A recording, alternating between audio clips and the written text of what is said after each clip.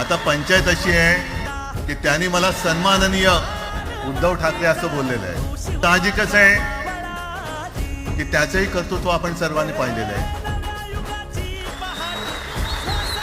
म्हणून माझ्या भाषणाची सुरुवात करताना सन्माननीय राज ठाकरे आणि जमलेल्या माझ्या तमाम मराठी हिंदू बांधवांनो, भगिनींनो आणि मातांनो,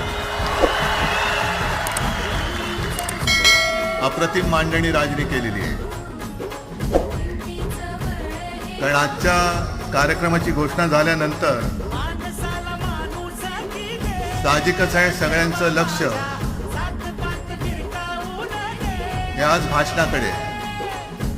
पण वैयक्तिक मला असं वाटतं की आज आमच्या भाषणांपेक्षा आमचं एकत्र दिसणं हे महत्वाचं आहे.